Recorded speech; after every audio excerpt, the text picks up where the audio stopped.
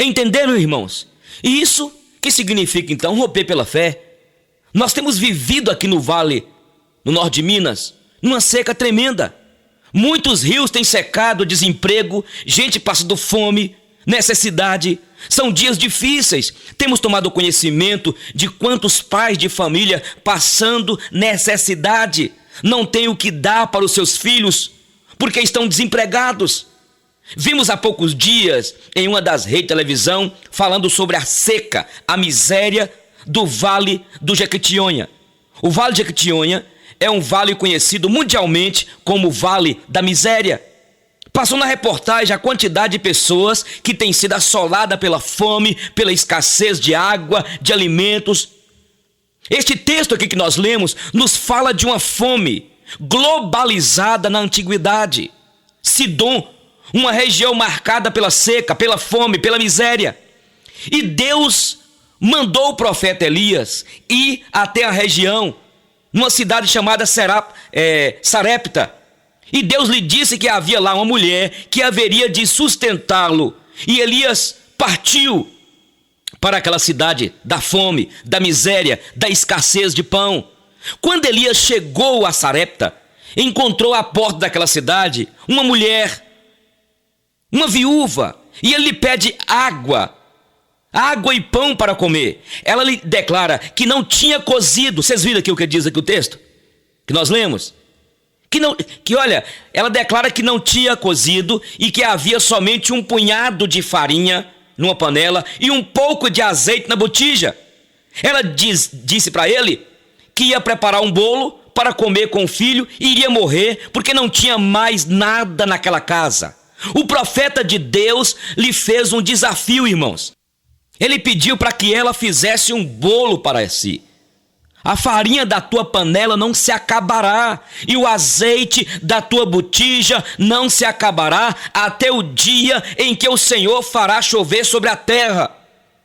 Diz aqui na Bíblia que ela foi conforme a palavra do profeta de Deus, e a Bíblia diz que, segundo a palavra do profeta, nem a farinha, nem o azeite faltou na botija para aquela viúva que creu, que pela fé, ela rompeu pela fé. Este texto, irmãos, nos fala de uma mulher que rompeu pela fé. Essa mulher superou a crise, superou a miséria, superou a seca, superou a escassez, porque creu na palavra do profeta de Deus. Esta é a história de uma mulher que viveu rompendo pela fé. Este texto fala de uma mulher que, apesar de gentia, creu em um Deus poderoso que faz milagres acontecer. Rompendo pela fé. Este é o nosso tema, a nossa reflexão hoje. Vivemos dias de crise, sim, dificuldades, desempregos, fome, problemas diversos. Não sabemos o que vai acontecer com o nosso governo. Não sabemos se essa bolha imobiliária vai explodir mesmo. São dias que somente aqueles que têm uma experiência com Deus podem superar. E eu quero convidar você que é empresário, convidar você e chamar você que é pai, você que é líder, para que você possa romper pela fé. Porque aqueles que têm Deus vivem rompendo pela fé.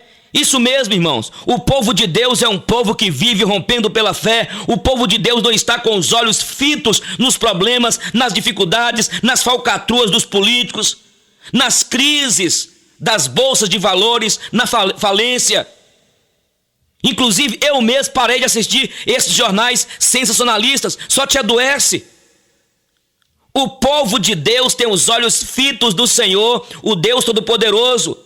Se nós pararmos para olhar a problemática atual, se pararmos diante de tantas notícias de corrupção, de fome, de miséria, de desemprego, de criminalidade que nos apresentam os telejornais, você não vai casar, você não vai construir, você não vai comprar seu lote, você não vai sonhar mais. Ninguém consegue ser feliz. E é preciso entendermos, irmãos, nós como povo de Deus não andamos por vista, nós andamos por fé. E é isso que existe, e tantas pessoas desesperadas, pessoas com síndrome do pânico, com medo, com pavor. Eu quero te convidar, meu colega pastor, meu líder, você empresário, você irmão e irmã, para que você possa romper pela fé. Nós somos um povo e que Deus nos chamou para romper pela fé. Crise sempre houve, crise sempre teve, problemas sempre tiveram a sociedade. Então escute, tem pessoas que não experimentaram este Deus de vitórias, este Deus que é grande, dono de tudo. E aí fica vivendo uma vida entrevada, uma vida bloqueada, em meio às crises, em meio à fome, à miséria e tudo mais. Então, a partir de hoje, eu quero te desafiar, meu irmão, minha irmã, a romper por fé. Quero desafiá-lo a confiar, a crer em um Deus que nos fará andar por sobre as águas. Um Deus que faz milagres. Esta mulher foi uma mulher que rompeu pela fé. Rompendo pela fé é o nosso tema. Todos os dias, essa mulher viveu rompendo pela fé. Se esta mulher tinha por dia 3 refeições, ela tinha de prevalecer na fé 3 vezes. Todo dia ela tinha que virar a garrafinha de azeite. Todo dia ela tinha de tirar a farinha da panela. Todo dia ela tinha que acreditar que o Deus de Israel falou. A farinha não vai acabar e o azeite não vai secar. Está ouvindo o que eu estou falando com você, minha irmã? Você está ouvindo aí na sua loja, no seu carro, nessa sua aí empresa? A farinha não vai acabar e o azeite não vai secar, creia. Irmãos, sabe o que existia na despensa desta mulher? Apenas uma garrafinha de azeite, apenas uma panela de farinha, com um pouco de farinha. Então aqui nós vamos tirar lições sobre o que significa romper pela fé. E eu oro a Deus para que esta mensagem queime aí na tua alma, em seu coração, para que você continue prevalecendo pela fé, rompendo pela fé. A fé é a certeza das coisas que se esperam e a convicção de fatos que não se veem. Nós somos um povo que fomos chamados para romper pela fé. Nós não andamos por vista, nós não vamos ficar olhando agora aí pela crise do nosso país. Você não pode ficar aí reclamando, empresário. Você que é povo de Deus, creia. Em primeiro lugar, romper pela fé, crer que Deus é maior do que as nossas crises ou tribulações. Deus é maior do que esta crise. Você fica dizendo aí, ninguém vai comprar mesmo. Mas se você sair dizendo, pela fé eu vou conseguir, pela fé eu vou fazer um negócio, pela fé, em nome de Jesus, eu vou bater nas portas e elas vão se abrir. O Senhor vai me dar vitória, o Senhor vai me dar a minha casa, o Senhor vai me dar meu lote, o Senhor vai me dar saúde, o Senhor vai tocar no coração daquela pessoa. Em meio às crises, irmãos, Deus é maior do que toda a problemática que existe. Ele é grande, Ele é dono de tudo. Ele criou os céus, a terra, o mundo e tudo que nele existe. Foi Ele que nos criou e colocou neste mundo, e Ele continua no controle de todas as coisas. Ele é um Deus grande, Ele é poderoso. Tem gente que vive dentro das igrejas atraindo maldições, derrotas. Tem crentes que reclamam da igreja, começa a dizer, esta igreja está assim, os jovens estão assim, os pastores estão assim. Eles não reclamam de tudo. Você que é empresário que está me ouvindo, você reclama demais, você está atraindo maldição, sabe por quê? Porque a visão que você tem de Deus é uma visão pequena demais. Você não pode deixar esta crise te bloquear, minha irmã. Você não pode deixar esta crise te bloquear, meu irmão. Eu não sei se os irmãos estão entendendo, eu não sei se vocês estão entendendo. Romper pela fé é entender que Deus é maior do que toda problemática, Deus é maior do que nossas crises, Deus é maior do que essa situação que se encontra no nosso país. Esses dias eu encontrei com um camarada reclamando, porque agora no mês de agosto ele falou assim, olha Eugênio, mês de agosto, tá frio demais, uma ventania, e começou a reclamar da empresa, reclamar. E eu falei com ele assim, a crise do tempo da viúva era globalizada, a crise era grande, atingia os pobres, os ricos, os pequenos e os grandes.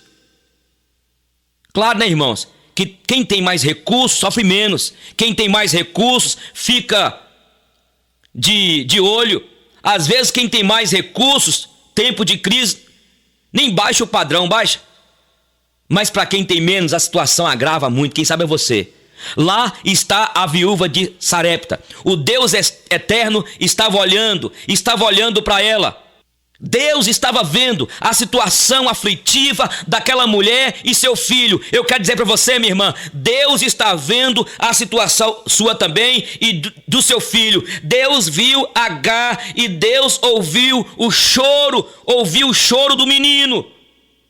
Deus está olhando na nossa vida, Deus está olhando as nossas famílias, Deus está olhando para a sua igreja, Deus está olhando para os tempos de fraqueza espiritual, de frieza espiritual, que às vezes a igreja vive. Muitas vezes parece que Deus sumiu da sua vida, não é? Parece que Deus esqueceu de você, parece que Deus te abandonou, mas Deus não faz isso, queridos. Temos de entender que as nossas lutas, as nossas crises, as nossas provações que nos sobrevêm, Deus é a oportunidade que Deus nos dá para crescer um pouco mais.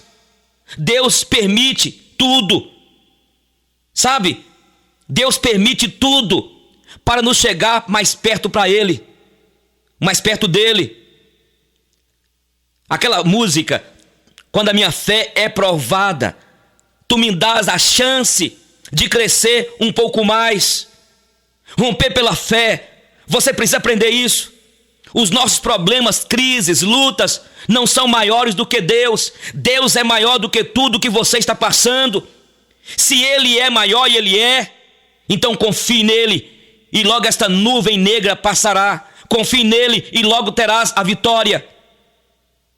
Confie. Estamos falando hoje sobre rompendo pela fé. Irmãos, todos nós temos de passar por montanhas e vales. Todos nós temos que passar por desertos e mares com tempestades. Todos nós temos que passar por esses tempos de aflições e crise. E Deus permite, nesses tempos de aflição e crise. E o fruto é que cheguemos mais perto dele. O fruto seja mais perto do Senhor. Ao invés de abandonar a fé, ao invés de desistir, seja o momento em que mais nos aproximamos de Deus. São nesses momentos de crise, de lutas, de dificuldades.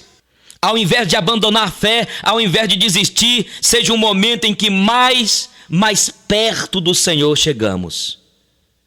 Entende? Um momento que tenhamos palavra de graça para repartir com irmãos e dizer uns aos outros: o Senhor falou, o Senhor me disse, a palavra do Senhor veio hoje ao meu coração. É falar, o Senhor ministrou a minha alma hoje, em meio à crise. Meu irmão, mantenha a sua leitura bíblica regular, leia todo dia a palavra, o Espírito de Deus vai te falar, o Espírito vai ministrar, Deus vai iluminar textos da palavra que vão ser textos de fé, para você crescer a sua fé, para prevalecer. Entende? Se você buscar o Deus vivo, olhar para Ele, Deus vai. E Deus não desiste, Ele te enxerga.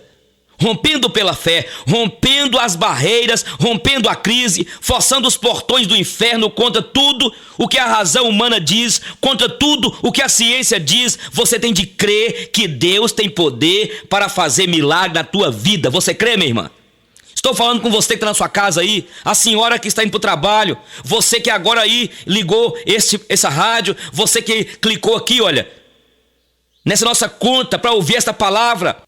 Deus te enxerga, minha querida, meu querido, como enxergou a viúva de Sarepta e o seu filho, como enxergou Agar e Ismael.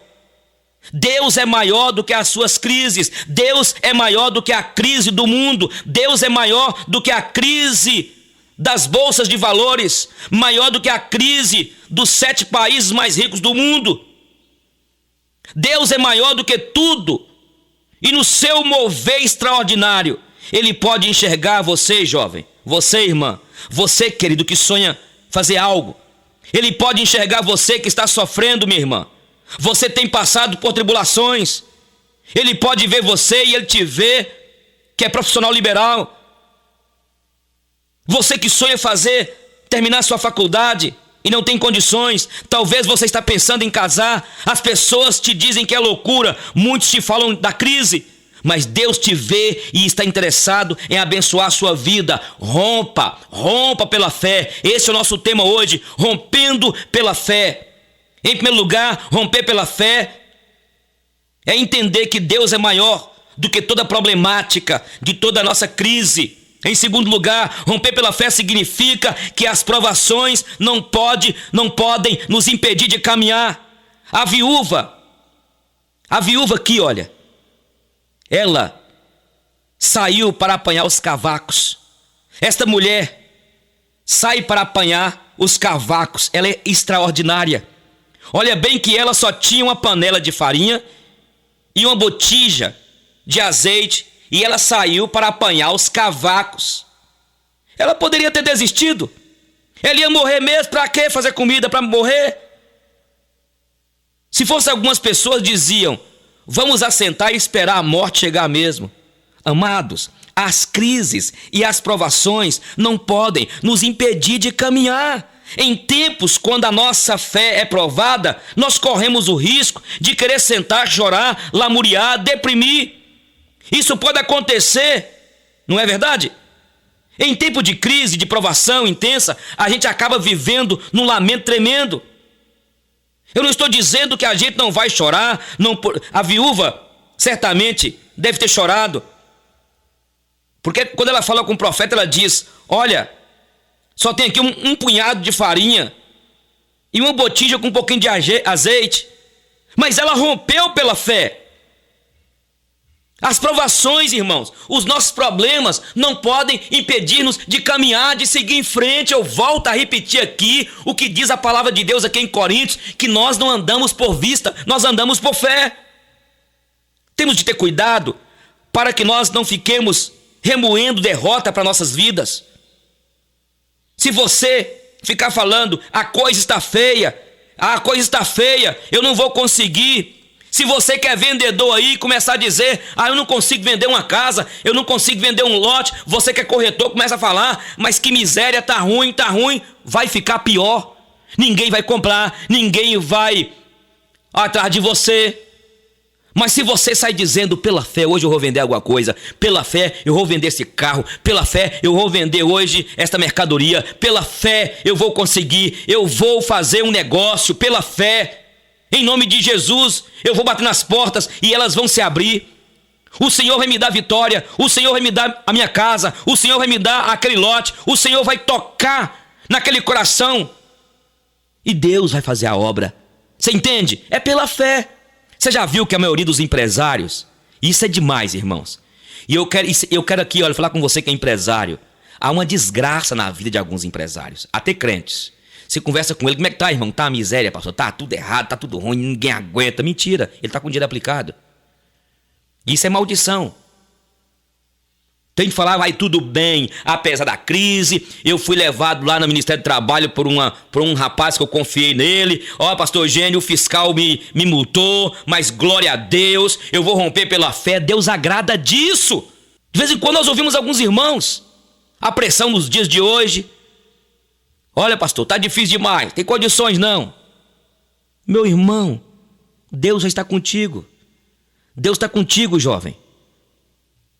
E eu quero falar com você, jovem: cuidado para que você não se entregue nesses dias de sensualidade, de sexualidade, depravação aí. O sexo hoje tornou um Deus.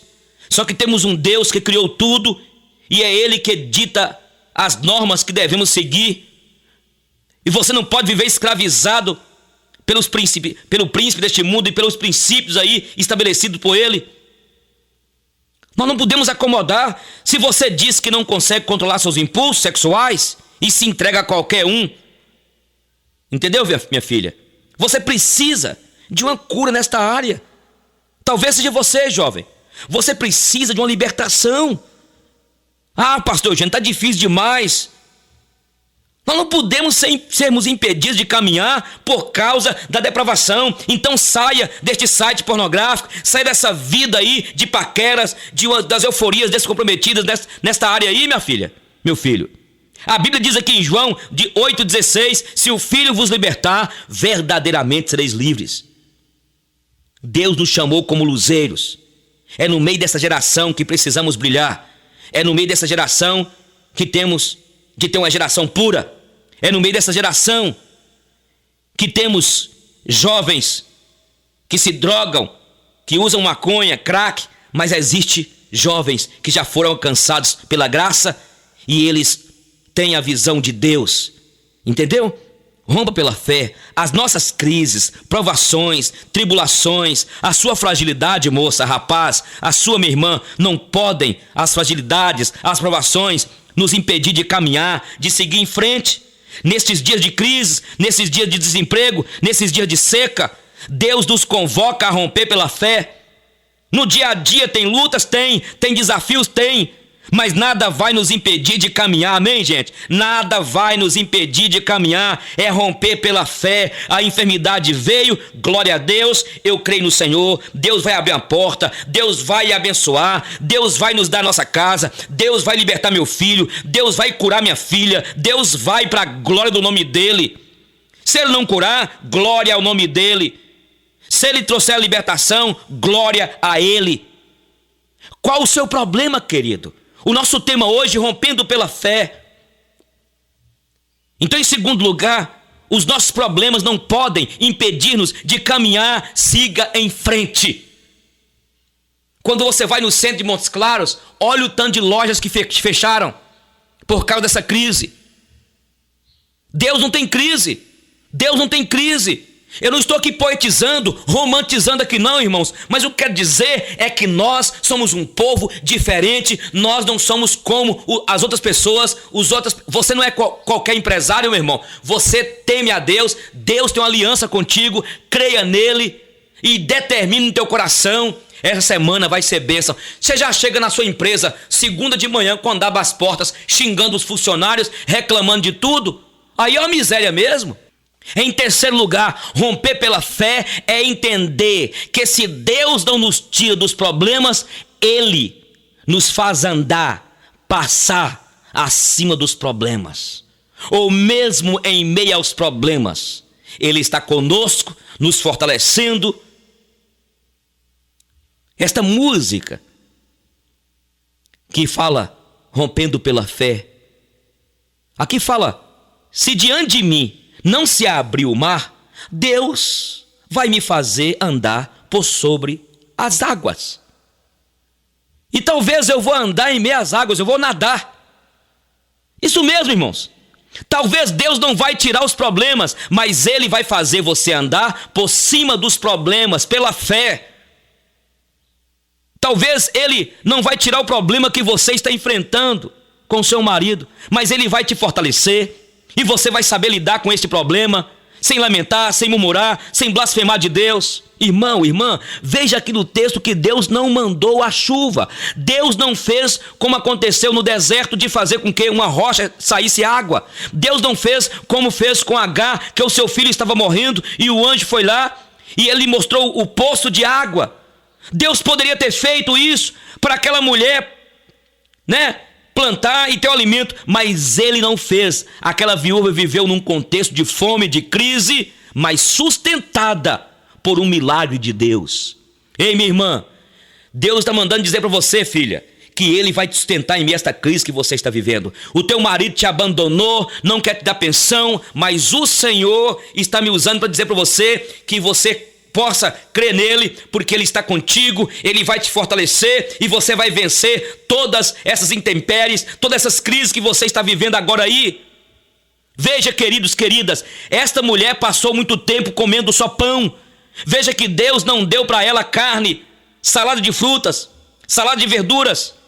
Ela passou pela crise da privação.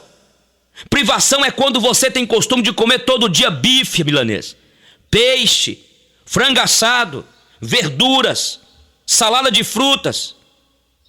Entendeu? E de repente você fica desempregado e tem que comer todo dia zoiudo. Feijão e arroz. Sabe o que é zoiudo? É ovo, minha irmã. Já pensou? você ter de ficar 15 dias ou um mês comendo só arroz, feijão e farinha e ovo? Hein? Não tem nenhuma verdurinha, uma fruta?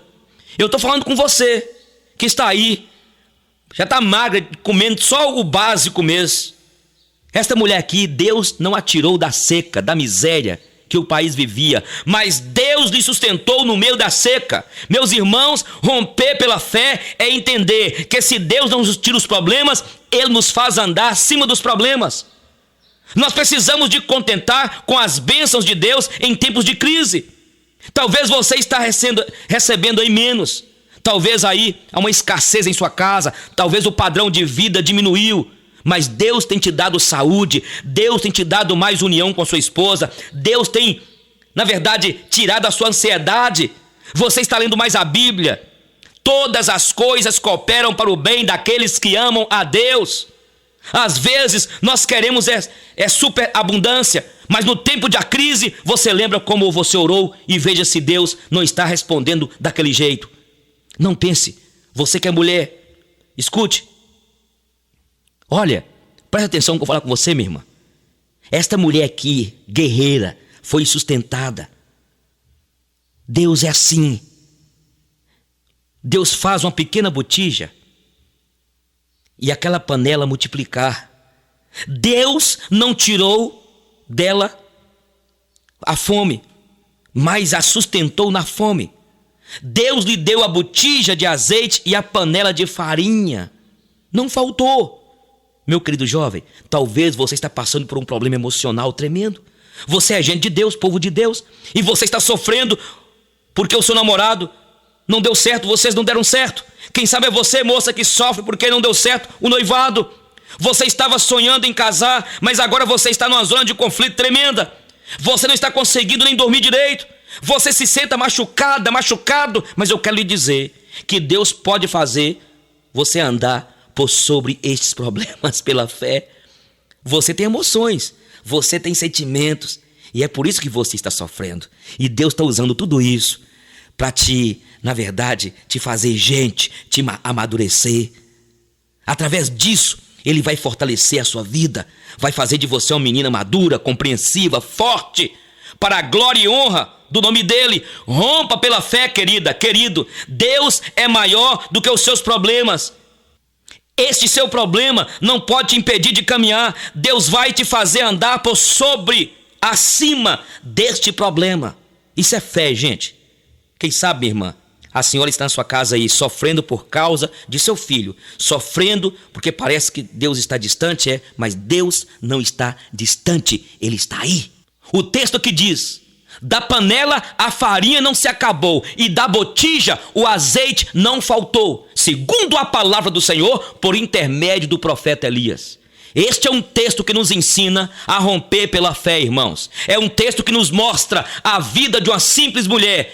Ela era gentia, mas ela ouviu a palavra de Deus pela boca do profeta e creu com determinação. Ela rompeu pela fé.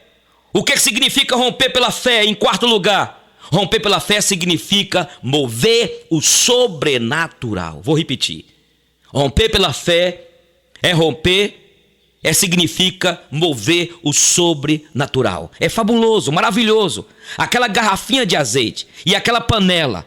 Irmãos, Lucas narrando o que nosso Senhor Jesus falou chama a atenção pelo fato que aquela viúva prevaleceu pela fé. E quando nós olhamos a sua situação, ela não estava crente não. Isso significa, irmãos, que nós precisamos buscar força da palavra que vem de Deus. Porque quando Deus deu a palavra para esta mulher, a partir daquele momento, acabou. A palavra do Senhor a desafiou a dar passos concretos pela fé. Queridos, romper pela fé significa romper o sobrenatural. Olha, depois disso, que paradoxo. No meio do milagre, essa mulher tem mais uma tragédia. Seu filho morre. Muitas vezes a gente tem costume de dizer: aquela pessoa está sofrendo porque ela está fora da vontade de Deus. É porque ela é incrédula. Por isso que está aí sofrendo. Não é assim? É porque saiu da vontade de Deus. É por isso que está acontecendo essa provação na vida sua. Viu, irmão? Muitos dizem isso. Tem gente que fala assim: sou incrédulo, sou incrédula. Por isso que você está desempregado, por isso que você está desempregada. Você está em pecado.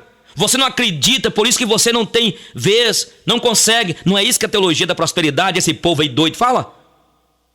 Não é assim que nós falamos, irmãos. Mas isso pertence à teologia carnal do positivismo, da prosperidade. Que se o crente adoece é porque ele não tem fé. Olha aqui, irmãos. A mulher, todo dia, 3 vezes, 4 vezes, o milagre está acontecendo naquela casa. Mas de repente aquela mulher que estava na bênção perdeu o seu filho. O menino morreu. Irmãos, nós podemos estar dentro da vontade de Deus e sofrer tribulações e sofrer angústias, porque Deus quer aperfeiçoar nosso caráter. Deus quer fazer chegar mais perto dele. Quando você vê alguém passando lutas, provações, não fica falando assim, esse irmão está pagando aí, está colhendo o que ele semeou. Pelo amor do Senhor, irmãos, Deus usa esses problemas. Esta mulher é provada porque a tragédia maior atingiu a sua vida. Mas pela fé, esta mulher move o sobrenatural. Pela fé, o invisível se torna visível. Pela fé, o impossível se torna possível. Pela fé, o sobrenatural invade o natural. Pois pela fé, Deus traz e faz coisas maravilhosas acontecer. Pela fé, aquilo que para os seus olhos, sabe, que seus olhos veem no campo espiritual, será materializado, será concretizado, porque a fé é a certeza das coisas que se esperam e a convicção de coisas, de fatos que não se veem. Aqui está esta mulher, e Deus move novamente, poderosamente, através do profeta. Irmão, mova com a ousadia em cima das promessas de Deus. Ore com ousadia em cima das promessas de Deus. Quando Deus te der uma palavra, mova com ousadia. Entende? Quando for uma promessa de Deus, segure aquela promessa e ore em cima dela de todo o seu coração e de toda a sua alma. Aqui em Montes Claros, Deus levantou uma irmã para dizer para mim, para que eu não financiasse minha casa há 10 anos. Eu estava querendo financiar minha casa, correndo atrás para poder financiar. Deus deu uma visão para essa irmã. E ela falou, pastor Eugênio, olha, eu vi o Senhor construindo sua casa. Não compre, não financia não. E eu estava angustiado, porque eu estava vivendo um contexto de depressão, não tinha minha casa. Estou abrindo o coração com vocês. E ela falou, pastor, eu te vi, o Senhor com uma bermuda, todo sujo de terra. Não muito depois de alguns dias, Deus me deu a graça de comprar o lote. Juntou depois uma turma da igreja, me deu a base. Um diácono nosso pegou e Deus usou ele para me dar, na época, 17 dias, para um pedreiro começar a levantar nossa casa. E eu criei naquela palavra, e Deus, hoje nós temos nossa casa. Louvado seja Deus. Escute, a Bíblia conta a história de uma mulher com um fluxo menstrual, que já fazia 12 anos de sofrimento. Ela se esgueira no meio da multidão e rompe pela fé e toca na orla de Jesus. Jesus lhe declarou, a sua fé te salvou. Aquela mulher rompeu pela fé, aquela mulher moveu pela fé o sobrenatural. Ela foi até Jesus, ela sabia que Jesus tinha poder para restituir as células do seu corpo. Ela creu que Jesus podia e pôde estancar sua hemorragia, e ele estancou. A Bíblia conta a história de um jovem, de um homem, que ficava lá, um homem, no poço de Betesda. Ele ficou ali 38 anos. Aquela água era movida de uma maneira sobrenatural. Sobrenatural. Ele ficou ali durante anos esperando um milagre de Deus. Deus movia com poder e glória aquelas águas. Aquele homem rompeu pela fé durante dezenas de anos. Nós precisamos de aprender a mover o sobrenatural. Nós precisamos aprender a viver rompendo pela fé.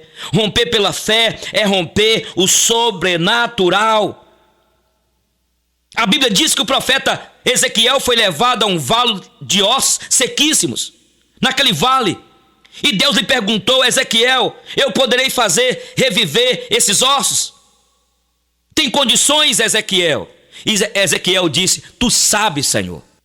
Eu posso transformar, Ezequiel? E Ezequiel respondeu ao Senhor, Senhor, tu sabes.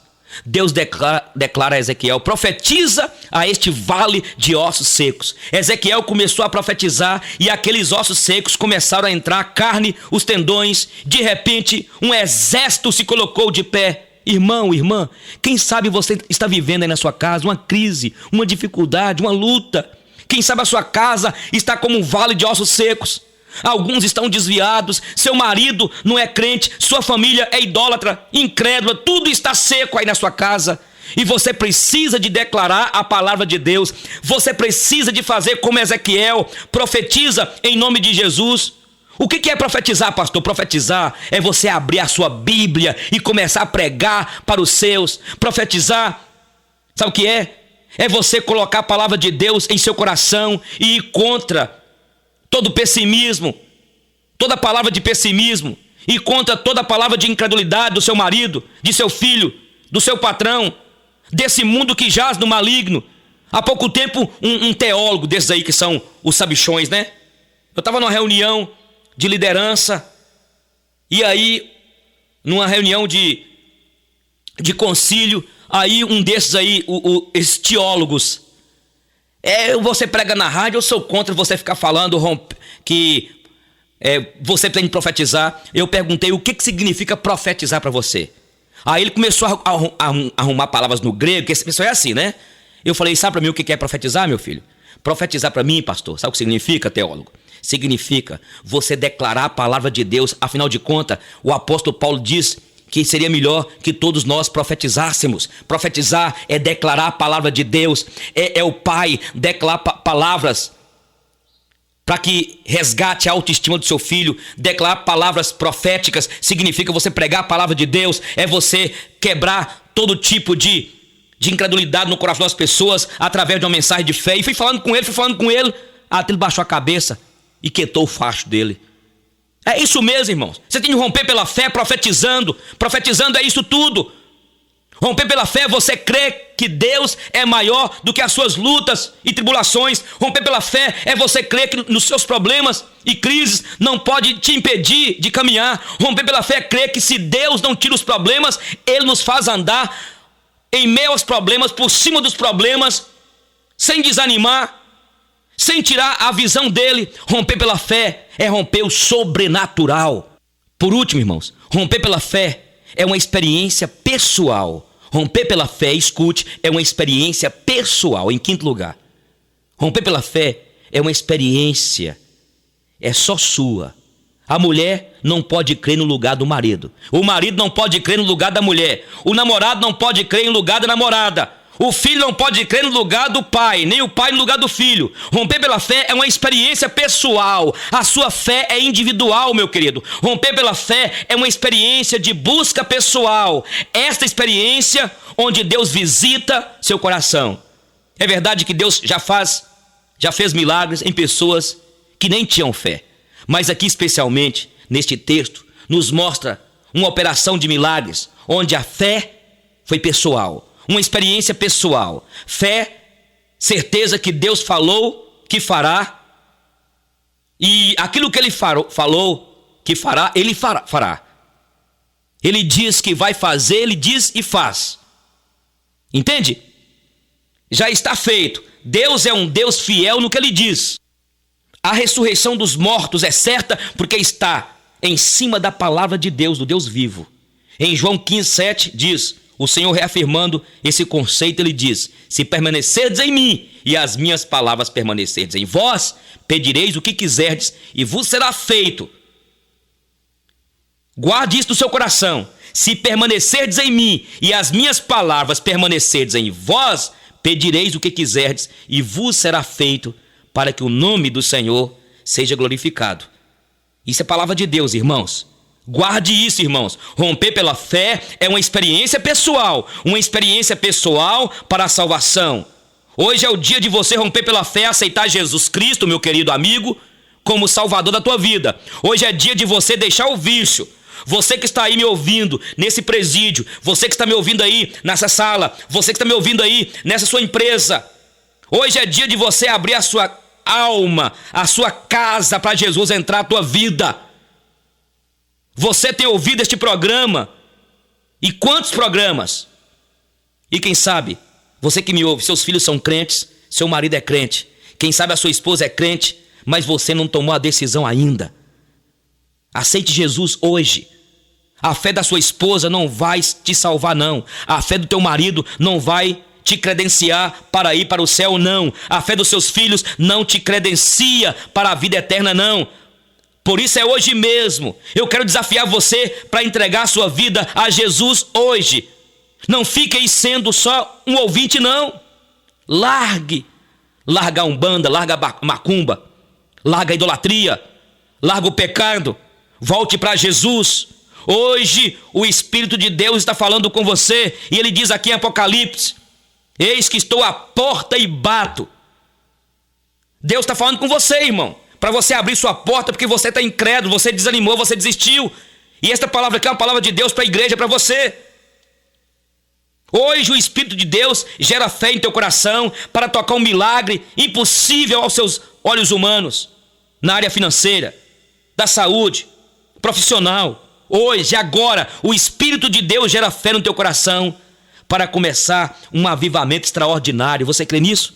Uma mudança poderosa, uma unção do Espírito que você jamais acreditou que pudesse atingir você. Eu quero concluir.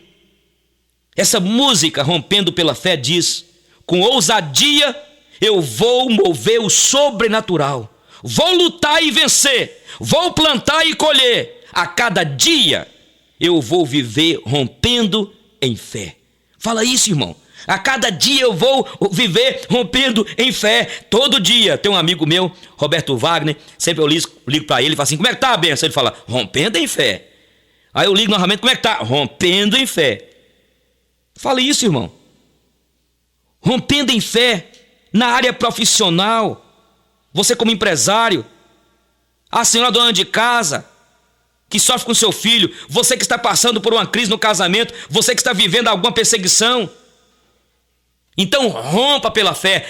Este foi o nosso tema hoje: rompendo em fé.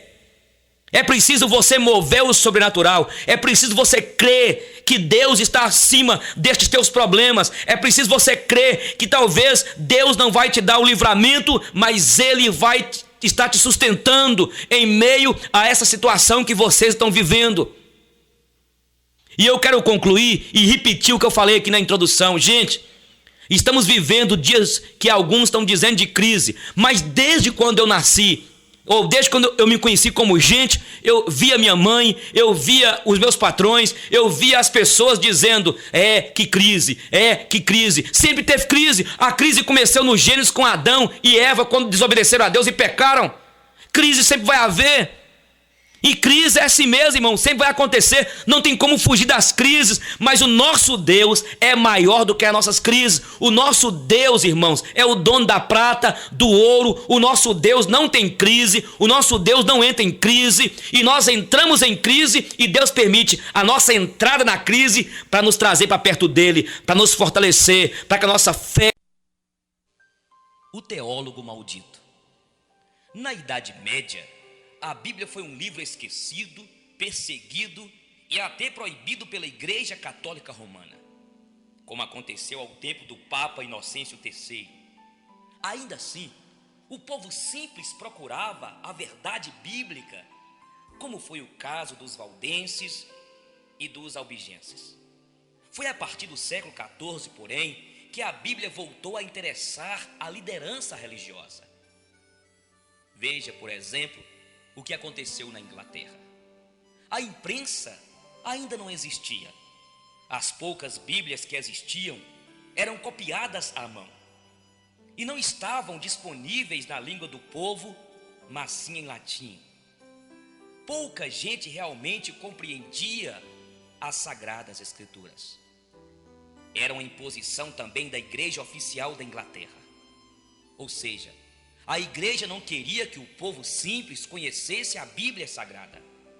Dá para você entender que algum tempo atrás uma igreja chamada cristã quisesse ocultar do povo as verdades da palavra de Deus?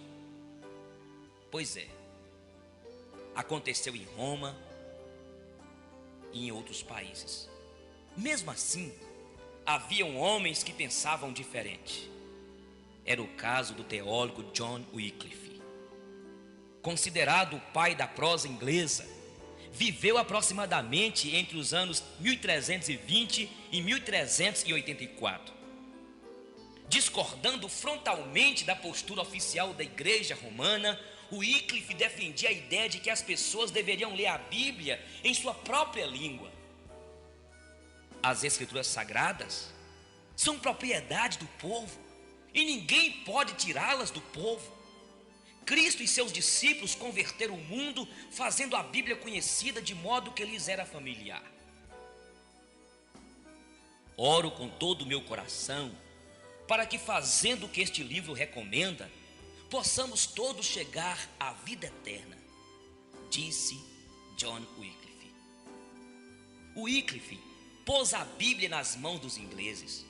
Primeiro, ele organizou um grupo e começou a traduzi-la da Vulgata, a tradução latina. Em 1382, John Wycliffe havia traduzido o Novo Testamento para o inglês. Cada linha de sua tradução foi escrita à mão. A imprensa só seria inventada 68 anos depois. Quando a obra se completou, Wycliffe procurou homens que pudessem ensinar as verdades da Bíblia ao povo inglês. Esses homens, treinados por ele e que ficaram conhecidos pelo nome de Lollardos, viajavam por todo o país, de 2 a 2, pregando e ensinando a palavra de Deus. A igreja oficial tentou destruir a tradução, mandou prender John Wycliffe e o declarou culpado de corrupção da igreja. Seus inimigos o chamavam Doutor Crente Ímpio. Wycliffe perdeu o emprego como professor da Universidade de Oxford e foi excluído da igreja. Doente, retirou-se para o interior do país, onde veio a falecer. Foi tão odiado que em 1415, ou seja, 31 anos depois da sua morte, seus ossos foram retirados da sepultura e queimados em praça pública por ordem do Papa. As cinzas lançadas no rio Swift, como símbolo da destruição de sua memória. A memória e o exemplo de John Wycliffe, porém, continuam vivos ainda hoje. Existe até uma sociedade missionária, os tradutores da Bíblia de Wycliffe, cujo ministério consiste em traduzir a palavra de Deus para outros idiomas. O grupo já conseguiu fazê-lo para cerca de 650 línguas. A grande preocupação hoje da maior parte dos editores da Bíblia é colocá-la na linguagem do povo. Herança de um teólogo que, por causa da Bíblia, se fez maldito. Leia a Bíblia. Examinais as Escrituras, porque julgais ter nelas a vida eterna, e são elas mesmas que testificam de mim. A águia é usada como símbolo dos que confiam em Deus. Este brilho é intenso e intensamente desde a sua origem. As águias podem levar 1 ano para voar sozinhas. Pessoas verdadeiras são como águias. Podem levar tempo para amadurecer. Podemos ver periquitos, pombos, andorinhas voando em bandos. As águias não. Elas estão sempre sozinhas. Elas ficam no alto, olhando o azul infinito. Não tenha medo de ficar só. Geralmente, o cristão anda na contramão da vida. Voe alto, embora os que voam alto não sejam compreendidos. São, em vez disso, temidos, criticados e muitas vezes condenados. O que fazem as águias quando as tormentas vêm? Elas se escondem, abrem as suas asas e a enfrentam corajosamente. Elas sabem que acima das nuvens escuras, da tempestade e dos choques elétricos, o sol brilha. Na Escritura Sagrada lemos que os que confiam em Deus renovam as suas forças. Sobem com asas como águias, correm e não se cansam, caminham e não se fatigam. Nesta luta terrível, as águias podem perder penas e ferir-se, mas não temem e seguem em frente.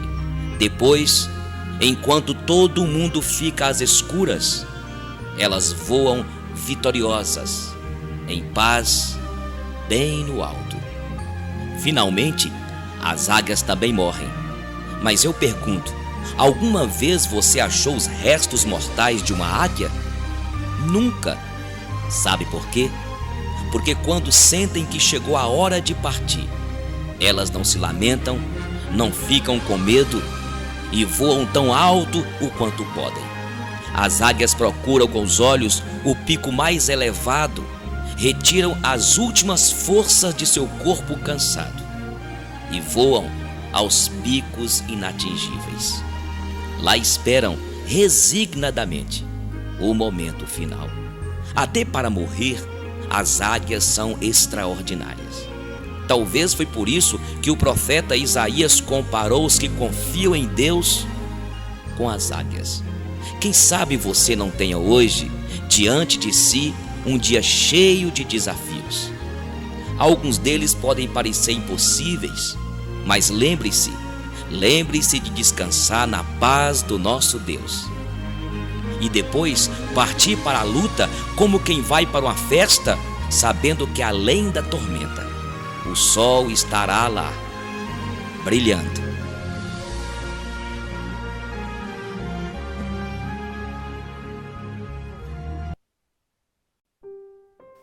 Quando me tornei invisível. Já não sei em que data estamos. Nesta casa não há folhinhas e na minha memória tudo está revolto. As coisas antigas foram desaparecendo e eu também fui apagando sem que ninguém se desse conta. Quando a família cresceu, trocaram-me de quarto, depois passaram-me para outro menor ainda e acompanhada das minhas netas. Agora ocupo o anexo no quintal de trás.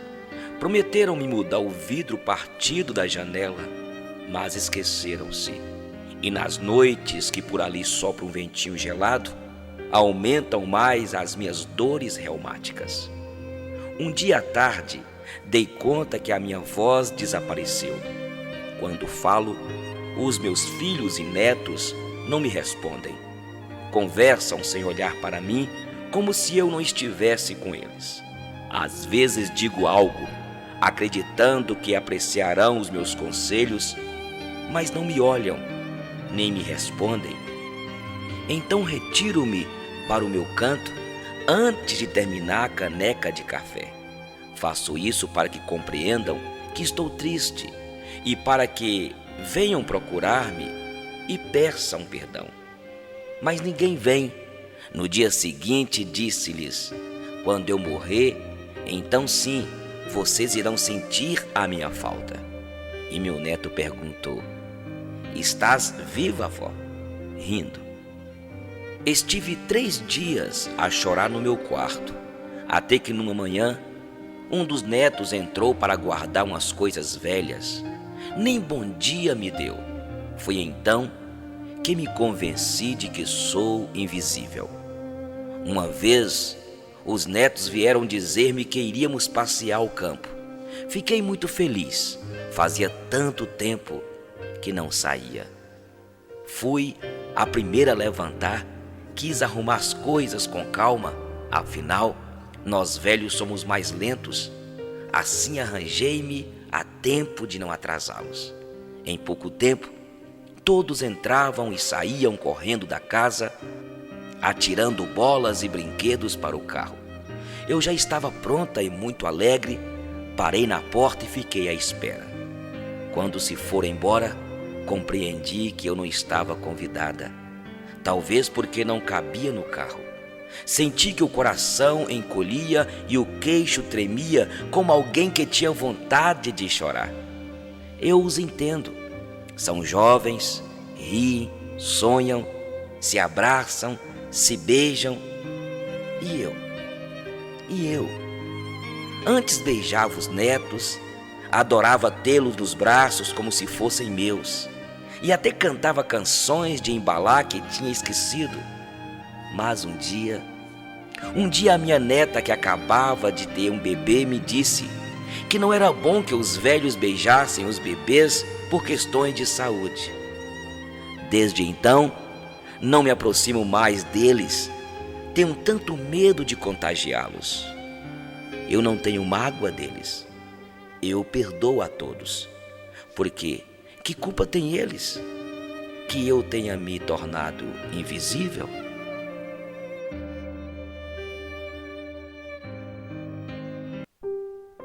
Lição do rato. Certa vez, um rato, olhando pelo buraco na parede, vê o fazendeiro e sua esposa abrindo uma caixa. Pensou logo no tipo de comida que haveria ali. Ao descobrir que era ratoeira, ficou aterrorizado.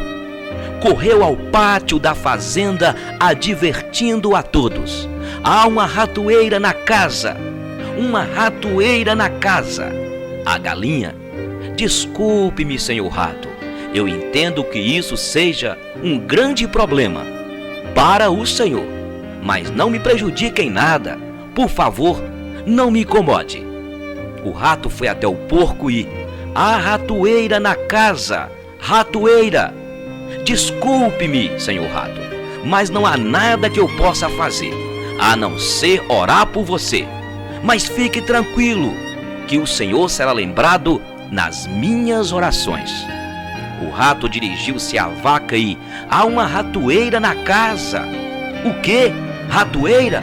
Por acaso você acha que eu estou em perigo? É claro que não.